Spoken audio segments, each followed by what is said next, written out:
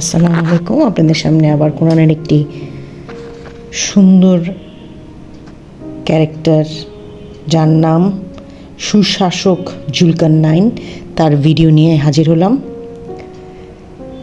পবিত্র কোরআনের 18তম সূরা আল কাহাফের 83 থেকে 101 নম্বর আয়াত পর্যন্ত সুশাসক ও ন্যায়পরায়ণ বাদশাহ জুলকারনাইনের ঐতিহাসিক বিবরণ অত্যন্ত গুরুত্বের সাথে আলোচনা করেছেন। সূরা আল কাহাফ একটি মাক্কি সূরা, যার মোট আয়াত সংখ্যা 110। জুমার দিনে এই সূরাটি পাঠ করার ব্যাপারে বিশেষ তাগিদ ও ফজিলত রয়েছে।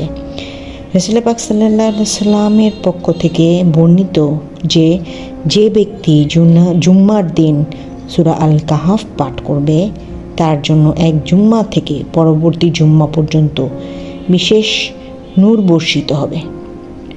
ঐতিহাসিক ও ধর্মাত্মিক প্রেক্ষাপটে বিশ্লেষণ করলে দেখা যায়, মক্কার কুরাইশরা মদিনার ইহুদি রাব্বিদের প্রচারণায় রাসূলুল্লাহ সাল্লাল্লাহু আলাইহি সাল্লামের নবুয়তের সত্যতা যাচাইয়ের উদ্দেশ্যে যে 3টি জটিল প্রশ্ন করেছিল, তার মধ্যে অন্যতম ছিল পৃথিবীর পূর্ব ও পশ্চিম প্রান্ত ভ্রান্তকারী এক মহান শাসক সম্পর্কে।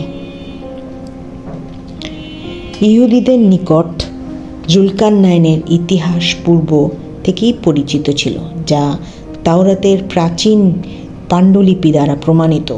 সূরা আল কাহাফের সামগ্রিক কাঠামোটি 4টি বড় পরীক্ষার উপর ভিত্তি করে গড়ে উঠেছে, যা মানুষের পার্থিব জীবনের প্রধান সংকটগুলোকে নির্দেশ করে। আসহাবে কাহাফের ঘটনার মাধ্যমে বিশ্বাসের পরীক্ষা, 2 বাগানের মালিকের উপাখ্যানের মাধ্যমে সম্পদের পরীক্ষা, মূসা আলাইহিস সালাম ও খিজির আলাইহিস সালামের ভ্রমণের মাধ্যমে জ্ঞানের পরীক্ষা এবং পরিশেষে জুলকারনাইনের অভিযানের মাধ্যমে ক্ষমতার পরীক্ষা উপস্থিত হয়েছে। ক্ষমতার এই কঠিন পরীক্ষায় একজন আদর্শ মুমিন কিভাবে সফল হতে পারে, জুলকারনাইনের চরিত্র ঘাটলে আমরা তাই বাস্তবে দেখতে পাই। জুলকারনাইন কে, তার ঐতিহাসিক পরিচয় ও নামকরণ আমরা জানব। জুলকারনাইন মূলত কোনো ব্যক্তি প্রকৃত নাম নয়, বরং এটি একটি সম্মানসূচক উপাধি ও বিশেষণ। আরবি ভাষায় জুল বা জাল শব্দের অর্থ অধিকারী এবং কারণ শব্দের অর্থ দুটি রয়েছে, সিং এবং যুগ বা শতাব্দী।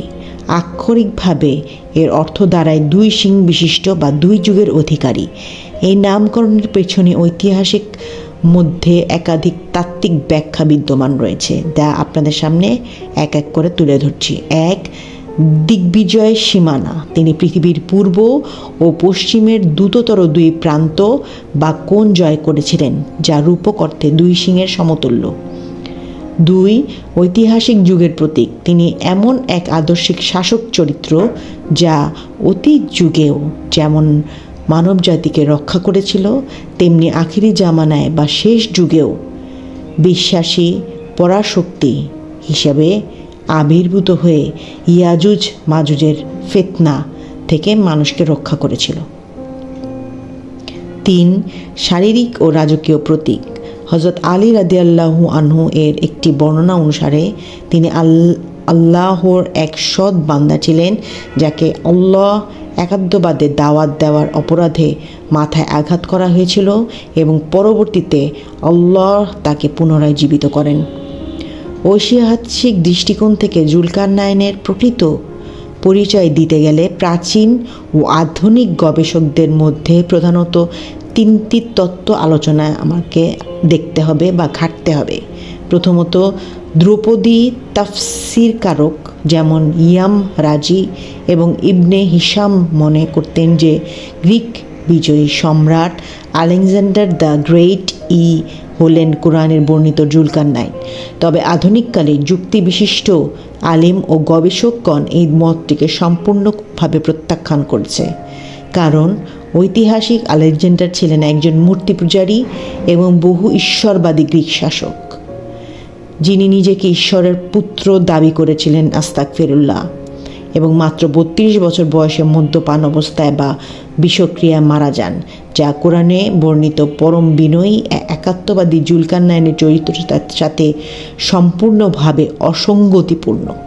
দ্বিতীয় এবং সর্বাধিক গ্রহণযোগ্য আধুনিক তত্ত্বটি হখামনিশিয়া পারসিক সাম্রাজ্যের প্রতিষ্ঠাতা কুরুশ বা সাইরাস দ্য গ্রেটকে নির্দেশ করে। বিংশ শতাব্দীর অন্যতম শ্রেষ্ঠ মুসলিম চিন্তাবিদ মৌলানা আবুল কালাম আজাদ, আল্লামা তাবাতাবাই এবং স্যার সৈয়দ আহমদ খান অত্যন্ত জোরালো প্রত্নতাত্ত্বিক ও ঐতিহাসিক প্রমাণের ভিত্তিতে এই তত্ত্বটি উপস্থাপন করেছেন। তাওরাতের দানিয়েল পুস্তকে পারস্য বা মিডিয়া সাম্রাজ্যের একত্রীকরণে একটি 2 শিং বিশিষ্ট মেষ হিসেবে রূপকভাবে বর্ণনা করা হয়েছে, এবং হিব্রু শাস্ত্রে সাইরাসকে ইহুদিদের মুক্তিদাতা বা আল্লাহর প্রেরিত মাসিহ হিসেবে সম্মান দেওয়া হয়েছে। সাইরাসের প্রাচীর পাথরে খোদাই চরিত্রে তার মাথার 2টি ডানা বা শিং সাদৃশ মুকুট পরিলক্ষিত হয়। 3.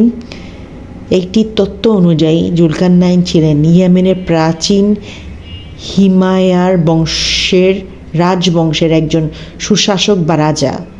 আবার কোনো গবেষক মনে করেন জুলকারনাইন মূলত সাইরাস দ্য গ্রেট এবং তার পরবর্তী শাসক দানিউস বা দারা এর গ্রেট সম্মানিত এক ঐতিহাসিক রূপক, যিনি উত্তর সীমান্তে দারিয়াল গিরিপথে সেই লৌহ প্রাচীরটি নির্মাণ করেছিলেন। ইসলামে ঐতিহাসিক অনুযায়ী জুলকারনাইন ছিলেন হজরত ইব্রাহিম আলাইহিস সালাম এর সমসাময়িক এবং হজরত খিজির আলাইহিস সালামের ছিলেন তার উজির বা প্রধান উপদেষ্টা। দামেস্কের নিকটে লুত আলাইহিস সালাম ও তার পারিবারিক বন্দিদশা থেকে উদ্ধার করে ফেরার পথে জুলকারনাইনের সাথে হজরত ইব্রাহিম আলাইহিস সালাম এর ঐতিহাসিক সাক্ষাৎ ঘটেছিল, এবং ইব্রাহিম আলাইহিস সালাম তার বিজয়ের জন্য বিশেষ দোয়া করেছিলেন।